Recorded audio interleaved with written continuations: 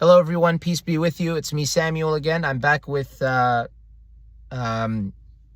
new episode, continuing our series, Eritrea, the story of a land and its people, using the book Eritrea, Root Causes of War and Refugees by Walde Jesus Ammar, Mr. Walde Jesus Ammar. So last we spoke, we discussed, we were at the beginning of chapter 6, Armed Struggle and Refugees, phase 2, 1975 to 1991. Now, what we found was that there was a regime change in Ethiopia. Haile Selassie's government was gone. The kingdom of Ethiopia was gone. It crumbled. It was gone. After centuries, almost a millennium, it was gone, and it was replaced by a military junta or military regime, which was called the Derg. Now, I don't believe the term Derg was mentioned, not yet anyway, but that's what the regime was called. It was the Derg regime. So they took over, and things did not get any better. The policy and the policy towards Eritrea. The policy concerning Eritrea remained the same. This regime wanted to solve things through the barrel of the gun, meaning that it's by force that we're going to make things happen. That's how that regime wanted to do things. So we saw also that Christian Kabesans from the highlands of Eritrea, they started to join the ranks of the armed struggle more than ever, because they were experiencing the lives of second-class citizens. The propaganda of union and the whole the Ethiopian joke, which was which wanted to win certain Eritrean sentiment, failed. And of course it would fail because it was hypocrisy. They would say that, they would show people something, but they would do the opposite. So in any case, we saw that the Christians joined. Now we're going to get into talking about how the Eritreans discovered that Ethiopia was lagging behind countries economically. Practically in everything, as quoted here in the text, they were behind practically in everything. So that's where we're going to begin. And let's see how far we can get. So before anything, I begin in the name of God, the compassionate, the merciful. I praise and I glorify him as he ought to be praised and glorified. So last we spoke, we ended at a quote by in Travaskis's text, which was a quote that was it was Toynbee's Arnold Toynbee's quote. He said, "Undue Ethiopian interference in Eritrean affairs might also provoke a dangerous, if not immediate, reaction on the part of the Eritrean Abyssinians," read Kabesans, the Kabesans. "It should not be supposed that the Unionists of yesterday will dance as happily to Ethiopian tunes tomorrow." So those who were Unionists before, of the Eritreans, mainly Christians, they're not going to be dancing to Ethiopian tunes tomorrow. They're not going to be with this anymore. So this undue Ethiopian interference is just going to cause them to join join with the revolution, and it's not going to be pretty, basically. An angry reaction of Kabesans to Ethiopia was delayed by two major factors. One was the Arab Islamic tone of the early ELF leaders. Arab Islamic tone of the early ELF leaders like Idris Muhammad Adam and Uthman Saleh Sabbeh. By the way, I don't like that Arab tone that is given by them. I don't like it. I despise it. This is among the ignorances of many Muslims, that somehow they'll say that Arabism and Islam are not equal, but the culture that they give off, the vibe that they give off, the energy that they give off, the way they behave, everything they do is reflective of Arab nationalism. That's not Islam. Submission to God Islam is a spiritual religion. Yes, the Arabic language is relevant due to the holy book being revealed in Arabic, just as the Torah being revealed in Hebrew and the gospel in our belief being revealed completely in Aramaic. This is where the issue lies amongst people, including in Eritrea, where it's, Arabism and Islam become synonymous. No, that's not how it works. Well, Prophet Muhammad, peace be upon him, was from Arabia. Yeah, he was from Arabia because the people over there were idol worshippers, and like other prophets, he was sent to a people speaking their language and from among them. He was from among them. That's why he spoke the Arabic language. That's why he was an Arab. That's all. If God willed, he could have made the matter, the final prophet could have been from China. It doesn't matter where he's from. It doesn't have anything to do with Arabs. And in any case, so this vibe I don't vibe with. I don't agree with it. I don't like it. It's alienating. It's self-hating. It's so many things. I mean, it's a topic we can discuss on another program, God willing. So the Cabesans thought. So this so when was the Arab Islamic tone of the early ELF leaders like Idris Muhammad Adam and Uthman Saleh Sabbeh? The Cabesans thought was narrowing down the struggle to a sectarian ideology and non-Eritrean, non-African nationalism. So that's what it did, and that's what it continues to do. So they felt that this is non-Eritrean. That's what it did, and that's what it does. I am saying this, meaning that I'm someone who identifies with Islam, and I'm telling you this. So, and I practice. So, the old Christian biases and fears, deepened by Ethiopian government propaganda of hatred and contempt towards the Arabs and their main religion, Islam, were also catalysts in widening the gap between the Christian Cabesans and the liberation struggle. So it was that Arab Islamic tone, as well as the propaganda of Ethiopia. Another important So that was what happened. It was this Arab Islamic tone, that this is like, it seems like it's centered on an ideology, on one kind of people. It's not inclusive.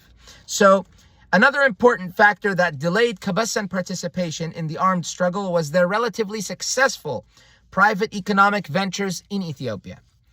The highly skilled Eritrean urbanites of the Italo-British period totally controlled the transport, maintenance, and some other technical sectors in Ethiopia. Every garage and literally every roadside restaurant in the country was owned by Eritreans. The former governor of Eritrea was not very...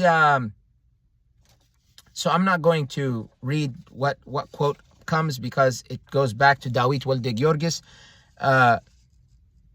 Georgis, I've forgotten how to pronounce that name in Tigrinya, but his text was published by the Red Sea Press, who I don't want to quote. So let's get to the economic situation. So this is on page 77 in the text. It's table 2, Ethiopia's economy in comparative perspective. Okay, and we're going to end after this. The source of this is the World Bank, World Development Report, 1987, New York, Oxford University Press, 1987. Now, everything here excludes India and China. India and China are not included here. So, let's see what we're talking about. So, at that time, Ethiopia's per capita income was $110, 110 US dollars per person. That's the income the average income that a person brings in, 110 US dollars. The rank Ethiopia's world rank, 119 out of 119. Out of the 119 that are limited to this particular aspect of the matter, the income. 119 out of 119, last. The average for Africa was $400 per capita.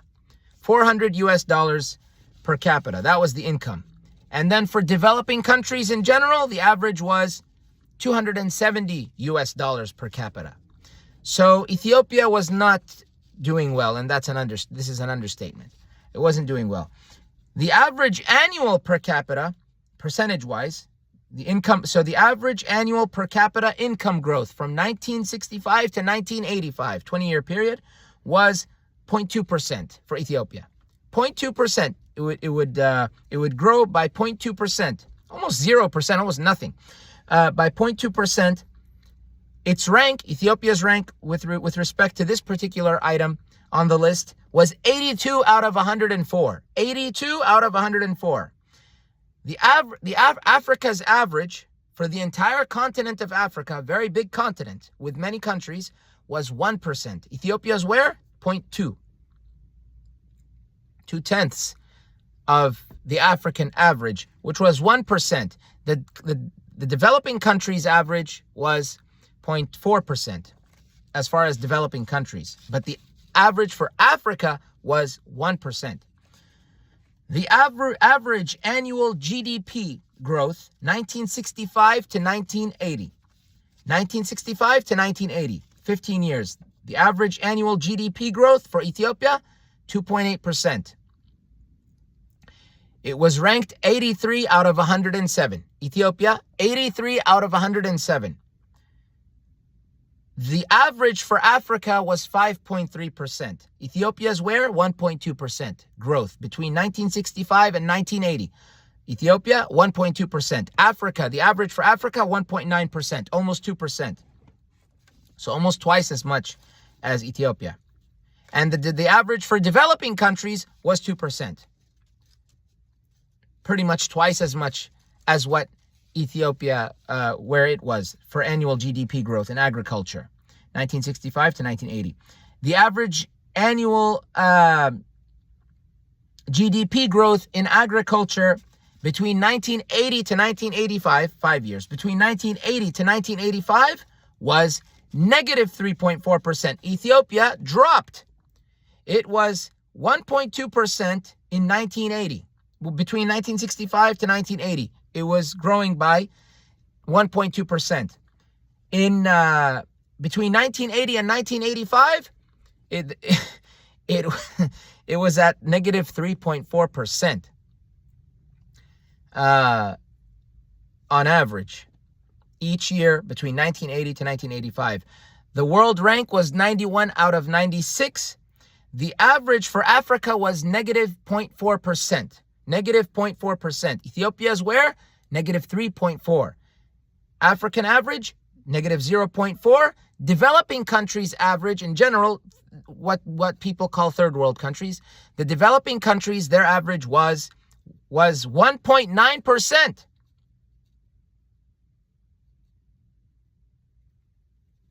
So, at least 2 times more. Life expectancy. The life expectancy in years, that's meaning how many years people would live to be, was in Ethiopia 45 years old. Their rank was 117 out of 125. Life expectancy in Ethiopia, 45%. The average for Africa, not 45%, 45 years old. 45 years of age. The average for Africa was 50 years of age. So 5-year difference. 50 years, Africa average. And the developing countries average, the average life expectancy for the developing countries in total was 52 years of age, 52 years old. Population growth for Ethiopia between 1965 and 1980. Over 15 years, population growth between 1965 and 1980 was 2.7% for Ethiopia. It would grow by 2.7% over this time. Its rank was 33 out of 128. 33 out of 128. The average for Africa was 2.7%. So Ethiopia's average growth, population growth, and Africa's average population growth were the same. And so is the case for the developing countries, excluding China and India. Remember that. 2.7% all throughout. The growth of African countries, population growth, Ethiopia in particular, and developing countries, all 2.7% between 1965 and 1980. The population growth from 1980 to 1985 was 2.5%. So it dropped by 2%. 0.2%, excuse me, dropped by 0.2%. So it was 2.5%. The rank was 76 out of 128. That's Ethiopia, 2.5%. Rank 76 out of 128. The average for Africa was 3.3%. So Africa in general grew. It went up. It was at 2.7, went up to 3.3. And the developing countries' average remained at 2.7%. No growth between 1980 and 1985.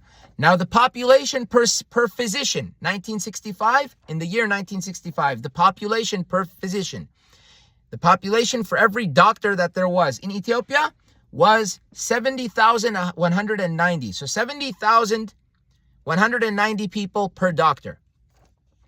The rank, 121 out of 121. 121 out of 121. Ethiopia's last in the year 1965. The African average was 36,570. About half, roughly about half. 36,570 people per physician, per doctor. The average for the developing countries was 26,110 per doctor. Ethiopia was where? 70,190. In 1981, the population per physician for Ethiopia, 88,120 people. That's almost 100,000 per doctor. 88,120. Rank 103 out of 103. The numbers are here and the numbers are there. You can find them. Population per physician in 1981. African average, 26,760. It dropped by about 10,000. In 1965, it was at 36,570 per physician. In 1981, the average for Africa was 26,760.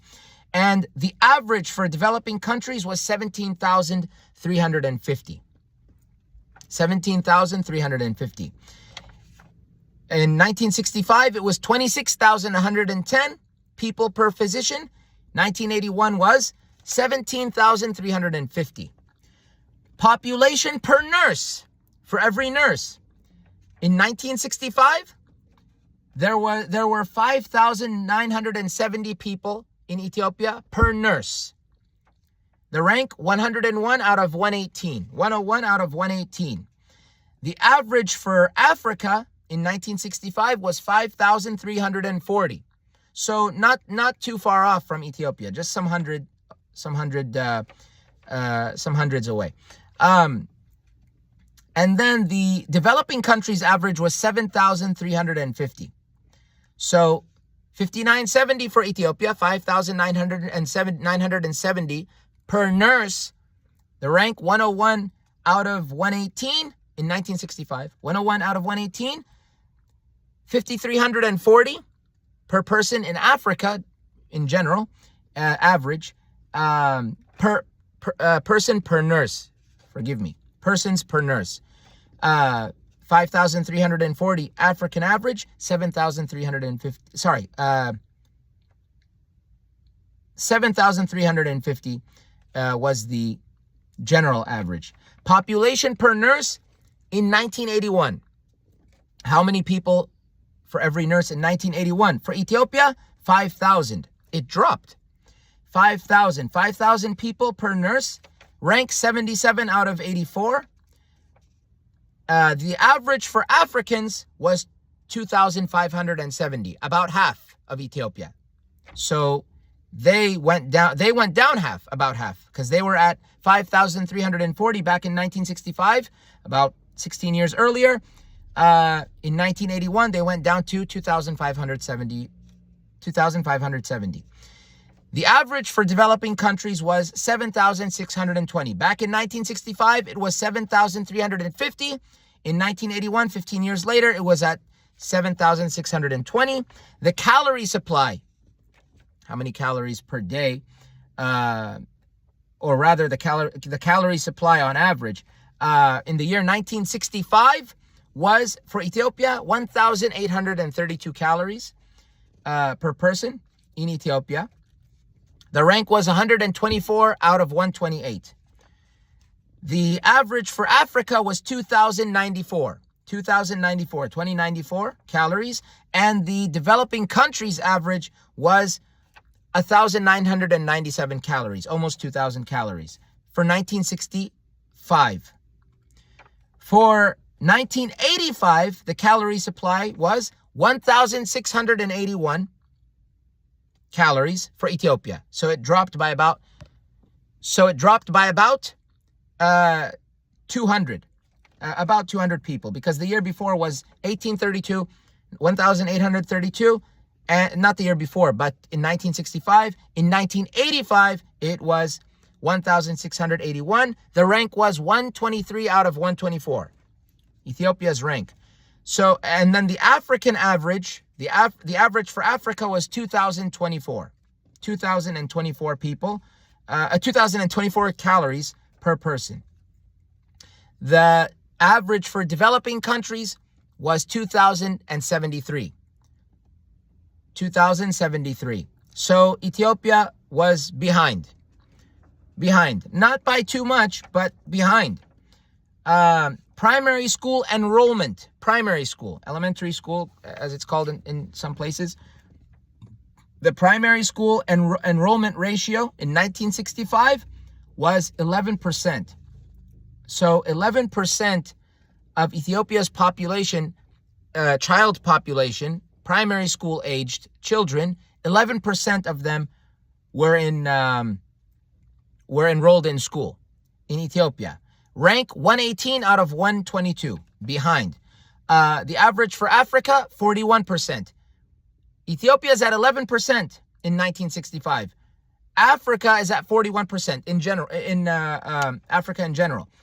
The developing countries average was 44% of primary school age enrollment. Now, in 1984, we have been saying 1965, 1985, this is 1984. 1984, primary school enrollment ratio, in 1984, Ethiopia increased to 32%. So by 22%, it increased. In 1984,